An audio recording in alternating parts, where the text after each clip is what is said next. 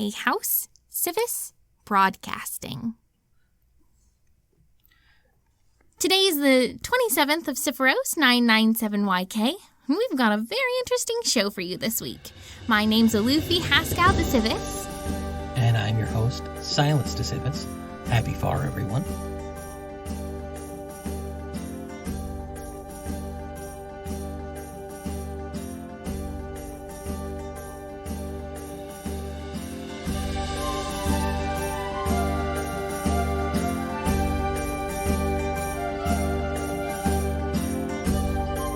Sylas.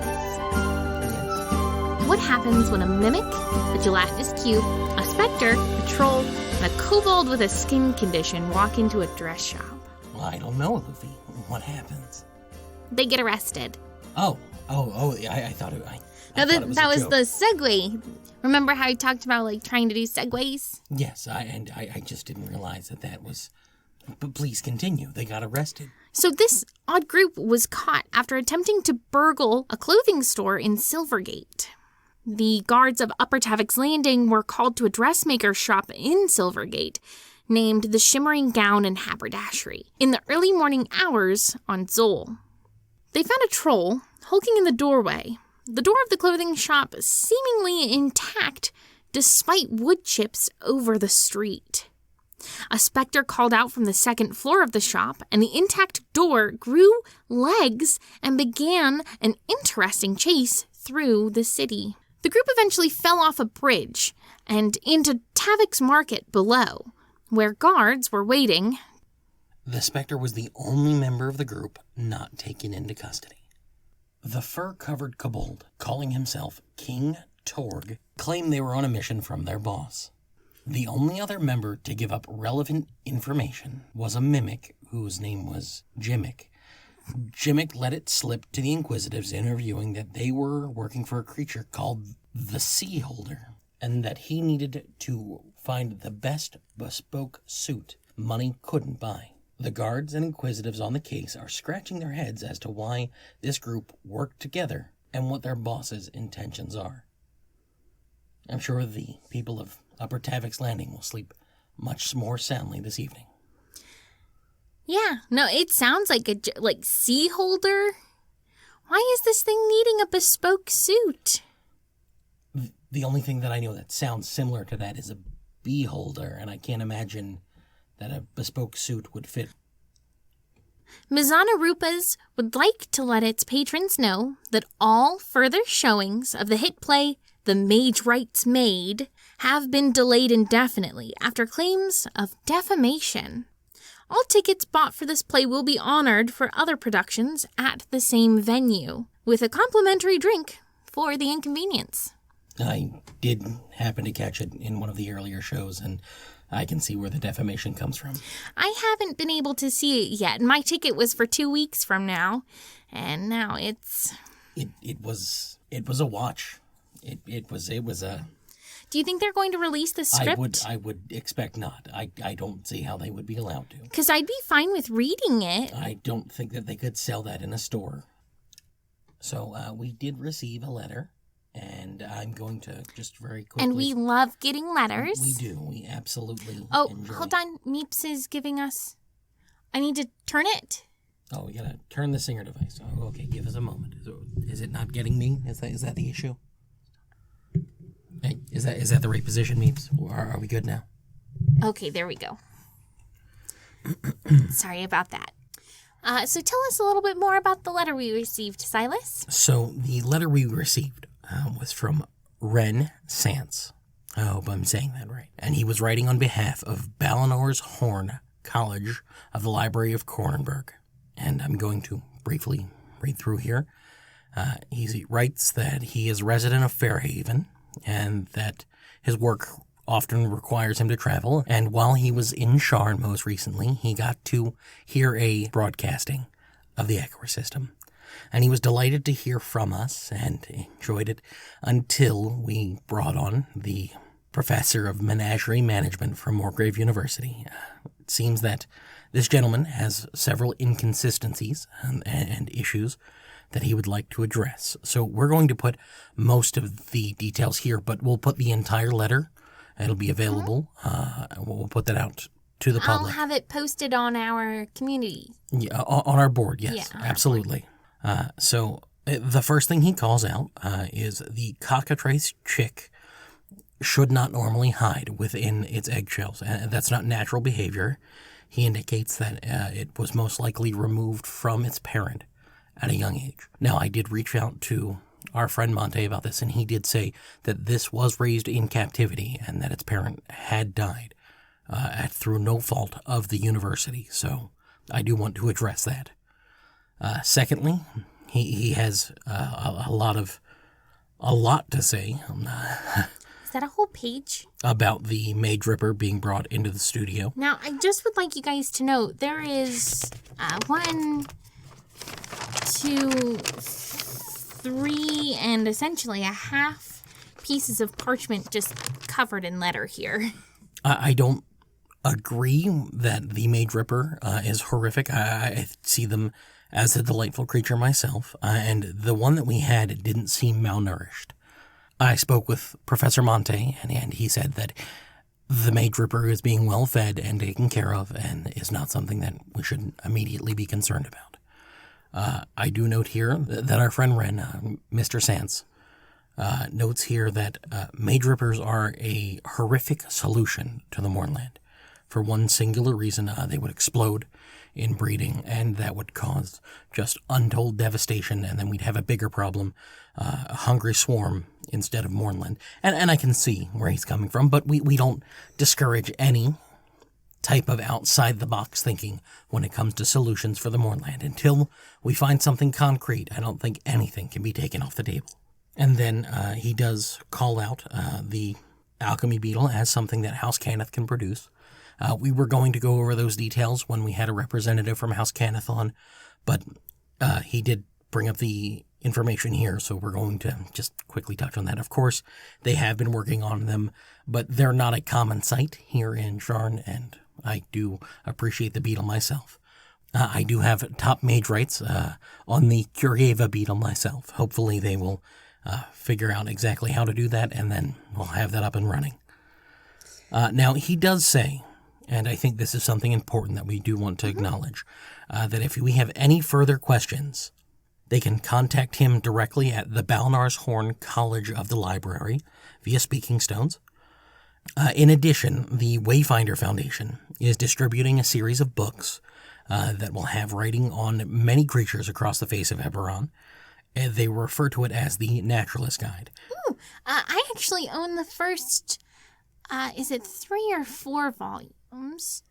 At home. He's slowly coming out with more. I would expect, 20 or more volumes. They're actually rather enlightening and wonderfully illustrated. I agree. I've seen them. I feel like they are beautiful books, but they are more on the technical side of things. And I feel like we had the professor of menagerie management on with us from Moorgrave, just as more of an outreach. We're trying to get the information out to as many people as possible. I agree that there is a place for the Naturalist Guide, but the common man is not going to need to know all of the ins and outs of that. And I believe that Monte did a great job when he was here. Professor Wren Sands, we do thank you so much for your letter, and we look forward to reaching back out to you with some personal questions on my part and some professional questions as the House Civis Broadcasting Guild. And we'll put the location here in Sharn where you can find the Naturalist Guide to Eberron. I found mine at a lovely bookstore called the DM Guild? The DM's Guild. We'll put it on there for you. We'll make sure that gets on the board, exactly. And then, hopefully, if given the opportunity, we'll expand beyond Sharn, and then we can have the professor on to discuss things from his Naturalist Guide. I think that would be delightful. That way we have a counterpoint to the professor here from Moorgrave University. We'd like to take a moment to thank everyone who's listening to this Chronicle of Echoes.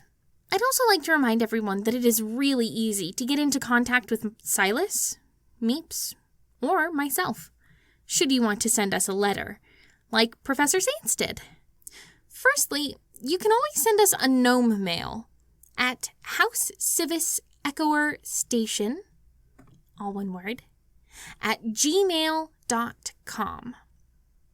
Next, you can go to our special community center, www.civisechoerstation.com, to get more information about our segments. And finally, you can always use the comment pads next to every Echoer device and leave us a comment, question, or concern. Personally, I like it when people do drawings of hearts, or little thumbs ups, and even smiley faces. At the end of the evening, our subscribe will pick those comments up, and we'll get to read them. You can also speak with our subscribe, and they'll keep you up to date with our show, help you follow along each week. I've also gotten into a new form of messaging here in Sharn, which involves pigeons. They call it tweeting. And I'm available there if you need to reach me personally. I'm at Civis Echoers, and you can just reach out via tweet. It's a new craze. It's birds everywhere. We're pigeons, right? No, I've told you several times that I don't believe were pigeons are an actual thing. I know that you read it in one of your books, but I'm almost 100% certain they are not. How are they smart enough to get to the right place? It's a matter of training. House Fidalis is on top of that. They are poignant when it comes to training different types of animals, especially to be couriers here in the city. Oh. So after this short musical break, we'll be talking about this week's sponsor. Sylas would like to have an educational segment. I'm excited to see what that's about. And we'll be speaking with our guest, Bishop Sarhain from Thrane.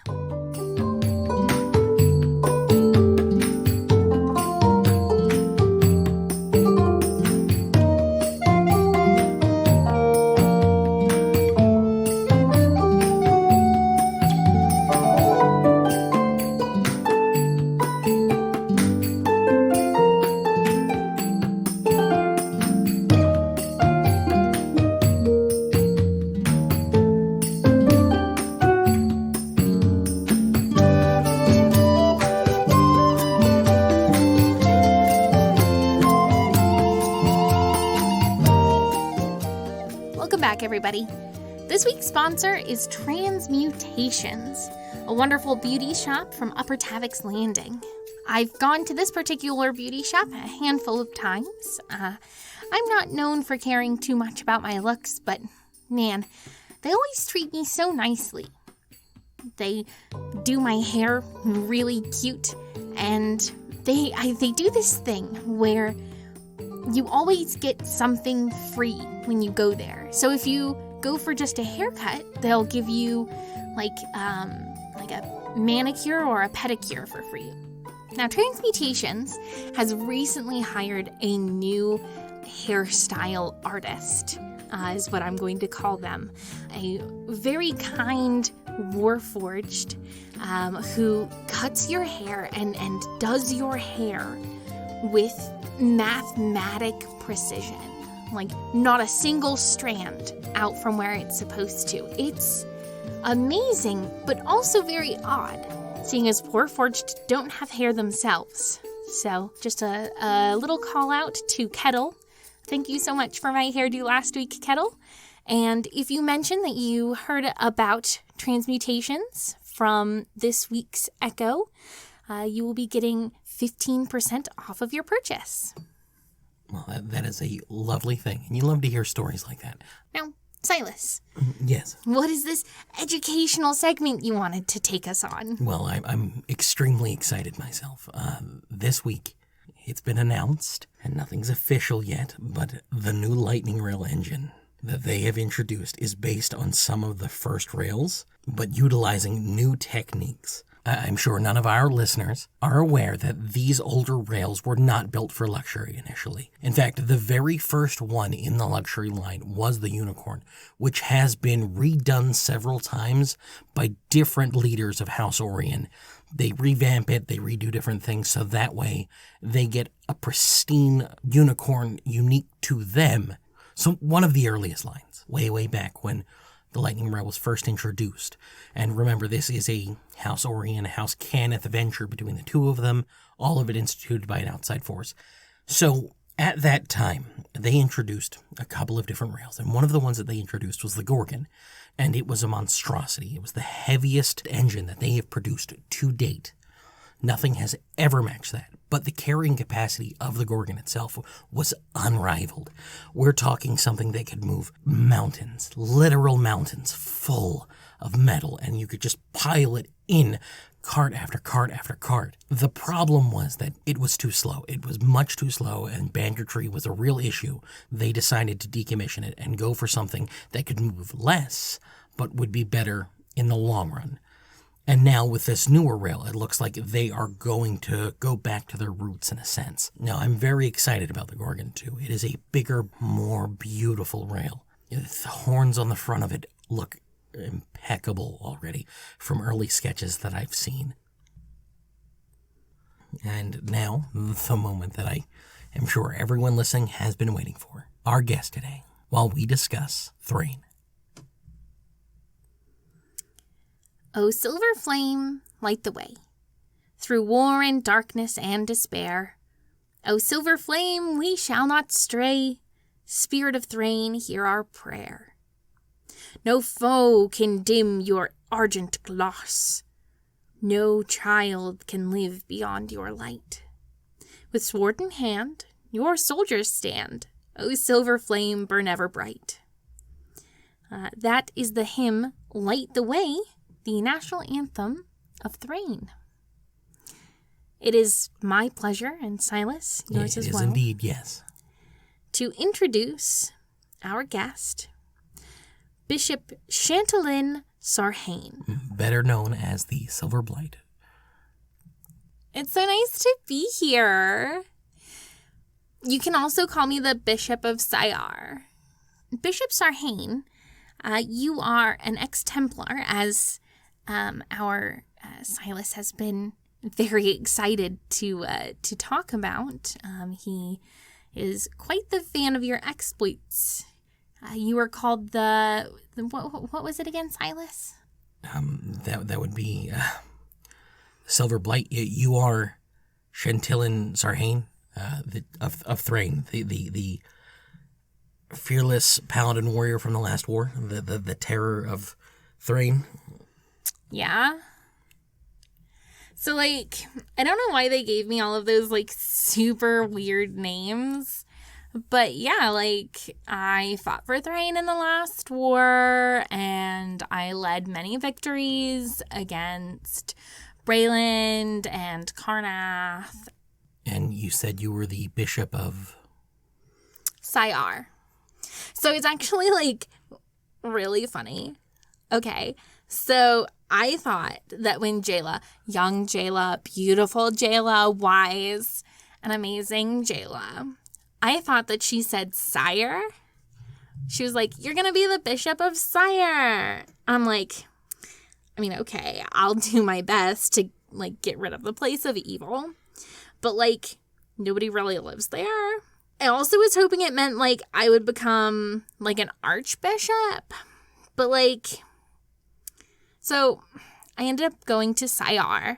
It's this little town just south of the Harrow Crowns. It's a big forest filled with nasty monsters. And I'm super okay with not having the responsibility of having to take care of an entire nation. But yeah, I'm the bishop. It's kind of like a mayor in Thrane. Well, that is extremely interesting. I do have a couple of quick questions. I've always been curious about your lineage. Was one of your parents a cardinal? Or perhaps one of the most devout members of the Silver Flame that allowed you to somehow rise in the ranks just spontaneously? No, so my mommy, she works in Flame Keep, but she makes clothes and stuff. Tailor, that's what she is. That's the word, tailor. Her name's not Taylor, though. And then my dad works as a tinkerer, so he, fixes pots and pans and stuff. Did you, by chance, save Jayla from choking at some point in time, or I don't save a cardinal's life? Once, I did. stop Jayla from drinking, like, some super grody tea. Like, it did not look, like, super yummy. So Jayla and I, like, were, like, besties. And whenever I'm in Flamekeep, we totally hang out. Like, we have tea all the time. And she's like, oh, my gosh, I love you so much, Chantalyn. You're, like, the best. And I'm like, girl, Jayla, you're so cute. Like, I love you.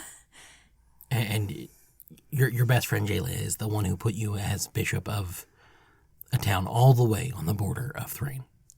Yeah, so, like, the town is between... No, I understand. Like, I get it completely. Super icky forest filled with monsters, and then the Braelish border. Situation. I'm the last line of defense if the Braelish decide to, like, start up the last war or something, invade Thrane. I assure you that knowing you were there is enough to keep all of Brayland out.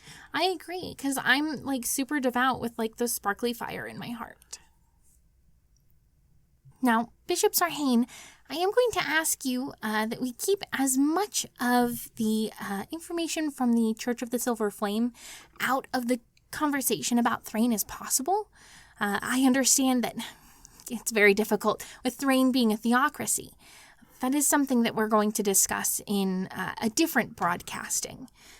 But would you kind of, because not a lot of us are familiar with theocracies, just quickly tell us how the theocracy works. Solidly thought I had an understanding of the flame, and I think I'm looking forward to the broadcasting explaining this.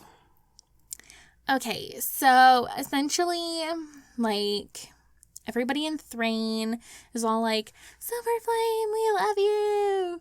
And then, like, King, what's his name? Like, Dallin, dude guy, whatever, I don't remember. He was like, I am the new king. And everybody was like, no, Super Heckin, the Silver Flame should be the king. And so now Silver Flame is king of Thrane. I don't think any of that is accurate. It does not. So Jayla is like the leader of our country as well as our church. And so, like, Blood Regent Diane Irwernan, she's, like, supposed to be the queen, but she's not because the Silver Flame is. But she, like, totally helps Jayla all the time. Kind of next to the Council of Cardinals. Underneath them are all of the archbishops and nobles, because you can't just, like, take land away from nobles. Otherwise, they get really mad, and then they kill people.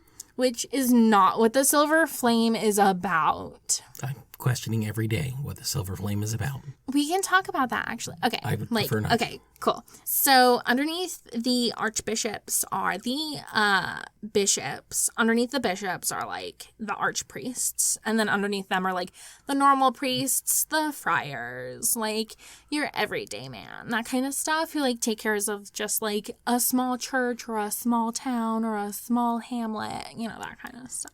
Alufi, did that answer your question? I can't even imagine at this moment in time. I'm done. It definitely did. Thank you so much.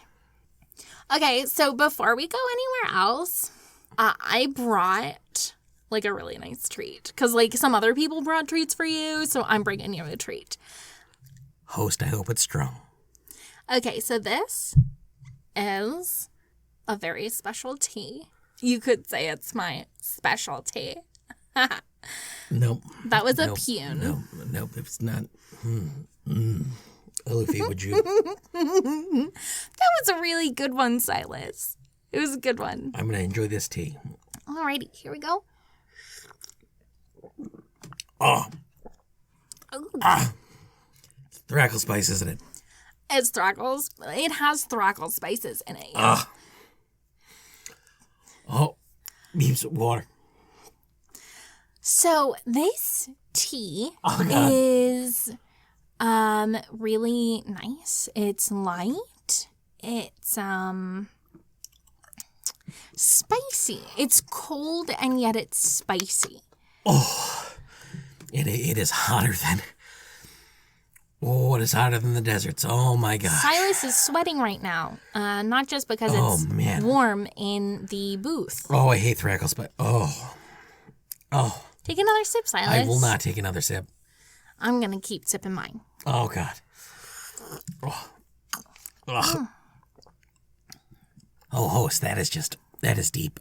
While I'm suffering corruption. Thrane has an issue with corruption that seems to be rampant and is constantly in the broadsheet. So, like, that's a super hardcore misconception. There isn't nearly as much corruption in my country as you see in, like, Ondare or, like, Brayland. We still have, like, seedy parts because, like, every beautiful stone has a dark underside covered with, like, gritty bugs. But, like, we make sure to address it as best we can. And let's be clear, like, Jayla, super young Jayla, wise Jayla, adorable Jayla, has been known to talk about, like, corruption and, like, slyly speak out about the corruption and the corrupt members of her church. So,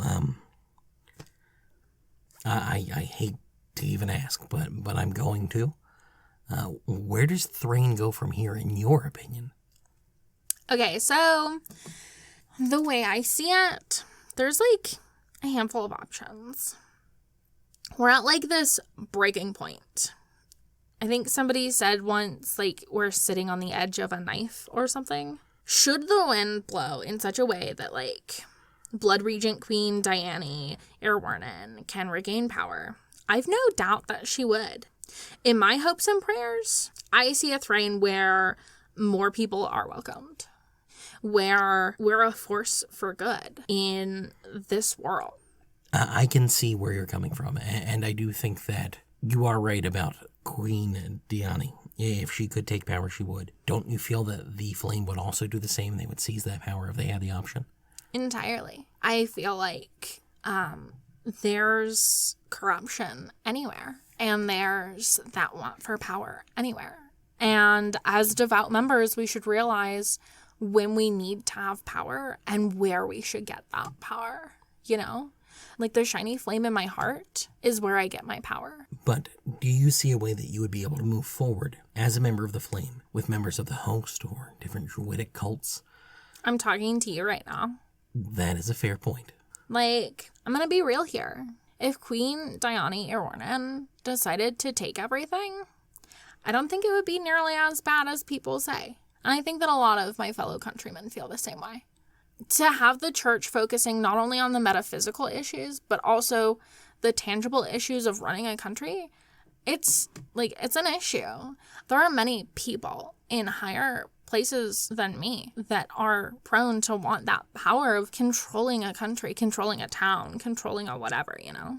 See, Thrane, in my thoughts and prayers, is a place where we're all just filled with, like, love. And while, like, the words that I'm about to say are really painful, I also kind of pray that, like, we find peace with the people of Karnath, despite the evils they committed during the last war. But I also don't doubt that they'd, like, say the same about us. So I want to thank you for coming in. It's been an absolute pleasure having you here. And I wasn't going to do this. I had moved away from this entire idea at the start of this conversation, but I think I am. Would you be willing to sign the broadsheet that I've brought in here today? It's the first time that you were mentioned here in Sharn, in the Sharn Inquisitive, and I'd like to just quickly sign it if I could.